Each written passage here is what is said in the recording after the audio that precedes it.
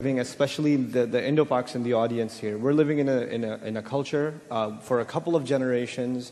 The women almost have no rights at home, and we're actually marrying them into slavery to the in-laws. I'm just going to say it like it is.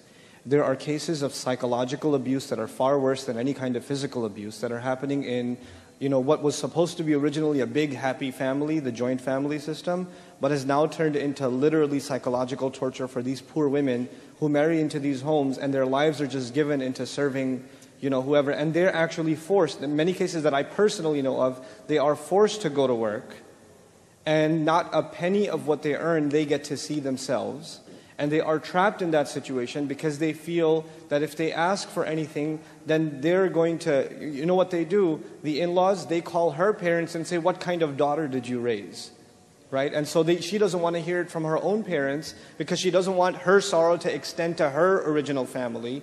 So she just bears with it and she puts up with it and she continues to play along. And this kind of insanity needs to stop. Just a couple of weeks ago, I heard of a sister who, they married her in Pakistan. Like they moved to Canada after the marriage, right? The guy came from Canada. He was a programmer, of course. What else is he going to be? So they got married in Pakistan and they moved back. And they're treating her like garbage, right? Like absolute garbage. She doesn't even eat at the same table with the rest of the household, right? And she's living with 3 other of his brothers. Her house is basically a room. She used to live large back in Lahore or whatever. She was living in a big house, dad took care of her, and now she's living in a room. And going outside of that, she feels uncomfortable because his brothers are always around and he's always at work. And the mother-in-law treats her like garbage. And she couldn't take it one day because she actually ate something from what was supposed to be the mother-in-law's special meal or something. And the mother-in-law just starts yelling at her and tells her, I wish you were dead. Why don't you eat these pills and just get, And she said, you know what, I will.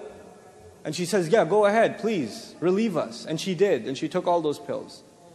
And, they had to call 911 and, social services or whatever version of it they have in Canada came in. And the family's now under investigation for, this kind of psychological abuse. And then they call the imam and say, look, these this girl, I don't know how their parents raised her, she went to the kuffar for help. And I was like, Allahu Akbar, sister, go to the kuffar for help. What are you talking about? Who's the kafir here? For God's sake. You people need to be in jail, Yeah.